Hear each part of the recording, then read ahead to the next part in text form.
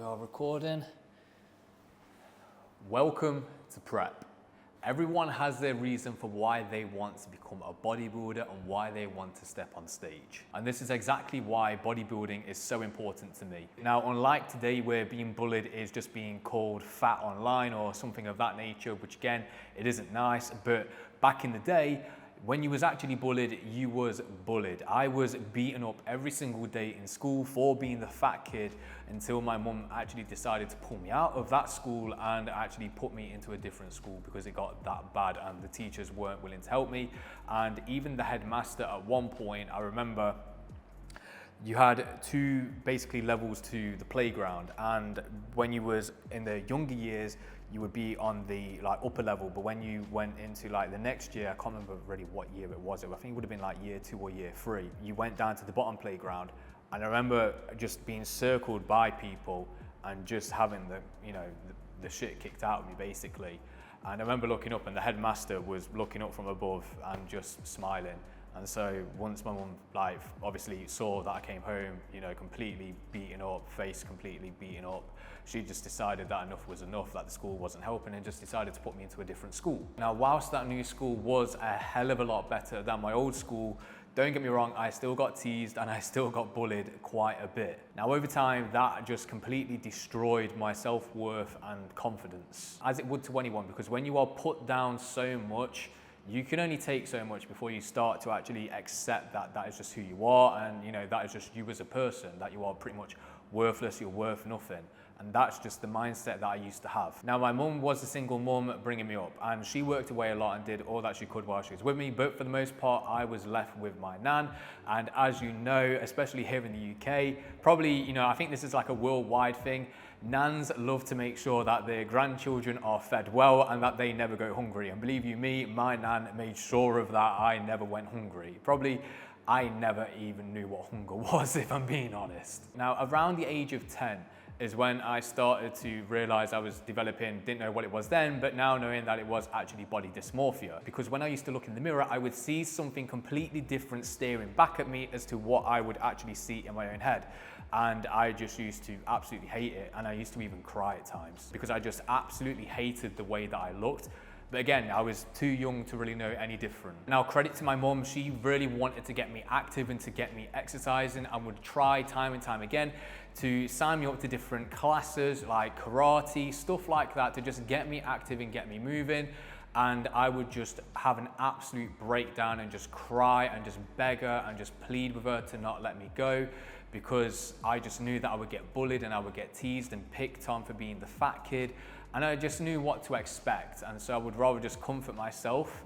And I think I did comfort myself with food. I would just comfort myself and just try not putting myself out there, because I knew what the outcome would already be. I would just get bullied for being the fat kid. And that continued for a couple of years. And then I went to secondary school, and that is when the bullying really ramped up, because when you go from what we call here in the UK primary school to secondary school, especially back in the day, 15 years ago, secondary school was no joke.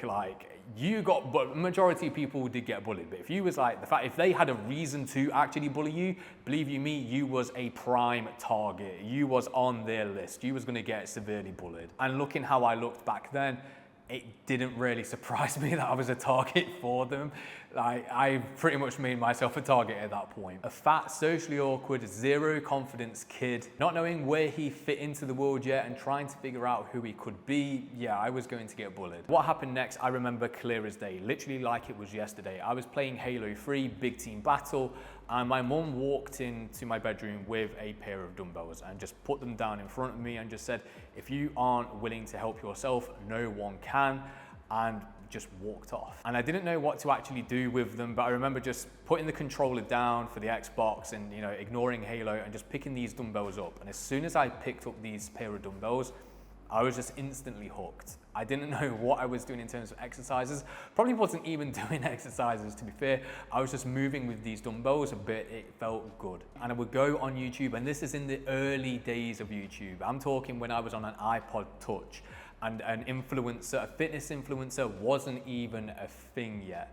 And I would just watch videos of Arnold and other bodybuilders and just start making notes as to what exercises to do, how they were doing the exercises, and I would just start making up my own little workouts using these same pair of dumbbells. Eventually I started to then lose weight, probably not in the healthiest way, because I essentially just starved myself for 3 months. I would lie to my mum and to my nan saying that I was eating, that I was, you know, having food at school, and I wasn't. I just completely starved myself. Definitely would never ever recommend that. Always be healthy in your approach to fat loss, but that's what I did again back in the day, and this is before, you know, you've already had the instant access to knowledge and information and guidance now, to which we do, and it's very fortunate that we do have that guidance, because I didn't know, and so I just took, you know, unmeasured steps to get where I needed to be, but I got there regardless. And again, would not ever recommend that. Now, this is when I really got hooked into fitness and bodybuilding and the gym, because a TA at school, a teaching assistant, his name was Jonathan Reyes, and he loved the gym. Like, this guy was like jacked. He was a big guy, like, especially for being at school to where you're all thin little teenagers. This guy was absolutely jacked, and he could see me losing weight and wanted to know if I was getting into fitness and, you know, into lifting weights and how I was doing it, and then asked if one day after school, if I wanted to go to basically after school on a Friday as part of the leisure centre that was kind of connected to our school. There was a small bit of the gym to where under 16s, or is it like under 18s, something like that, you could go and train and, you know, just get involved in the gym. And he asked if I wanted to go one time, and I did. One Friday afternoon after school, I went. There was a few other kids from school who I knew, and we started working out together. Now, Jonathan saw the potential in me. That's why he asked if I wanted to go and train. And that's all it ever takes. It just takes one person to see the potential that's inside of you that you don't see for yourself. Because again, when you've been beaten down for years and years and you don't have any self-confidence, you know, the self-confidence that you're born with, it's essentially just beaten out of you, you know, from just life itself. It can be hard to actually believe in yourself. And so sometimes you do just need, you know, that extra person to just have a little bit of faith in you, because obviously you're going to expect it a little bit from your parents. It's your parents, they love you, you know, they're gonna always have faith and belief in you. But when someone else outside of your circle sees that potential, they see that there's something inside of you, that gives you an extra spark of motivation. Every Friday after school, Jonathan, me, and other kids from obviously various classes would go and we would train and have a fantastic, like, just a really good time. I then started running as I was doing a sport diploma when I was like 15, around there, and I was absolutely useless at football, and so I just never wanted to be a part of it. So I asked my PE teacher if I could just go running instead, and he said, yeah, as long as I can see you, crack on. So I would just go running, and I used to do, I can't remember what kind of distance it was, but I would go running for like 45 minutes to like 50 minutes in PE, and then I got a little bit addicted to running, and so it was just a nice escape. And I think that's why a lot of people like running now, just because it's that escapism. And so I would get up in the morning before school at around 6 a.m, go on my local field and just go for a run then.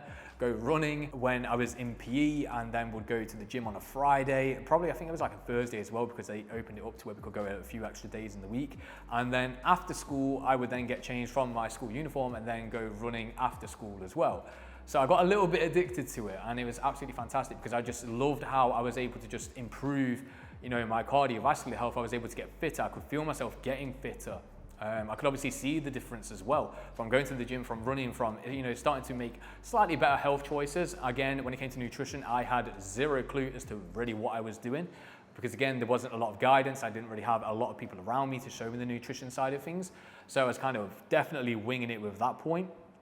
But again, I could just see that I was becoming fitter, I was becoming healthier, from being a fat kid all my life to where going upstairs would tire me out, to then being able to go on 3 runs a day and work out was absolutely madness to me. I just wanted to exercise all of the time. Even when I used to go to my mum's salon, they had like a little beauty treatment room in the back, and when no one was in there, I would just like say, oh, I'm just gonna like go to the toilet, because the toilet was like behind that room, lock the door, and I would just start banging out push-ups. And I was just absolutely addicted to just fitness in general. I just absolutely loved it. Now, over the last 10 years, my fitness journey has been anything but simple. I fell off more times than one. I've had an operation to where it basically completely reset me in terms of all of my progress that I made years prior. I had to start again completely, pretty much from scratch, because life is never simple or straightforward. But as long as you are wanting to keep on moving forward and you've got that burning desire to want to become a better version of yourself, you will continue to do it no matter what obstacles are thrown in your way. Fast forward to today, and it's a complete contrast from where I was obviously as a child the kid that was bullied in school every single day for being the fat kid, to now I feel I'm at a point where I can step on stage and I can be on that stage happy knowing that I actually deserve to now be there, because I'm not doing this just to, you know, participate. If I'm doing this, to which I am doing it, I am going there to win.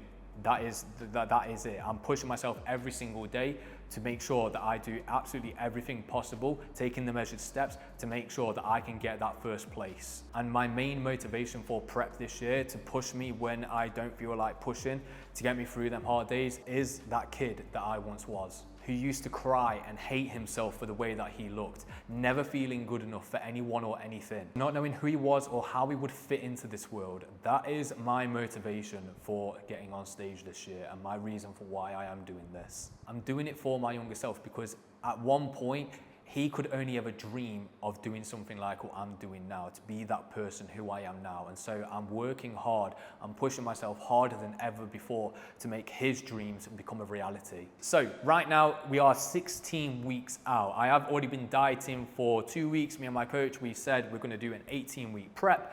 But for the last 2 weeks, all it really was just cleaning things up a little bit from the last 7 to 8 months of bulking. So we just pulled a few things out of the diet, making sure that we're being consistent, tracking everything again, obviously being 100% on the mark when it does come to, of course, nutrition and diet, and just being completely consistent, making sure that we are just eating whole foods. And so the last 2 weeks have just been mainly about getting into consistency again, making sure that we are just doing everything right. For the next 16 weeks, this is when things are going to get very, very interesting. This is when we need to push harder. And right now, I am currently weighing at 182 pounds. I am down 4 pounds already. I started this prep at 186 pounds. I do track in pounds rather than kilos just because I think it's easier just to keep metrics and everything. I know it's a little bit American, but I watch a lot of American content, like a lot of American content. So for me, it's just easier to track in pounds. So 182 pounds is what I'm weighing it right now. And I think I'll get down to probably 170, maybe sub 170 stage weight. But I'm going to give you a physique update as to how I am looking 16 weeks out right now. And then from how I look right now to how I will look in 16 weeks time is going to be a completely and utterly different physique. I'm an idiot and I actually deleted the physique update from this video as I was stressed because it said on my phone that I had no storage, so I was just mass deleting videos and then accidentally deleted the video for the end of the video that you are watching right now. So luckily I do have a video as to where I started my prep, which is now 4 weeks ago, when I sent a initial video over to my coach to see exactly what the starting point was. So this is how I was looking 4 weeks ago. If you want to see how I am looking now, make sure that you watch the next video, which is the video that I'm recording actually right now as well. And I'm 8 pounds down as of speaking right now. So there is a bit of a difference within 4 weeks. So again, make sure that you go watch the next video as well. And the next coming weeks of my life are going to test me like never before, but this is what we sign up for. This is what we do it for, to push ourselves to the absolute limit and to see what we are made of and to see how far we can go physically and mentally. And I'm more than ready for it. Because at the end of the day, I'm just an ordinary guy trying to achieve extraordinary results. And that is my motivation for why I'm doing this right now. It's my motivation for why I do everything to prove that I was able to become something more. And it's what will continue to motivate me forever. And if you did enjoy this video, make sure to leave a like, make sure to watch the next video, and I shall catch you in the next one. Peace.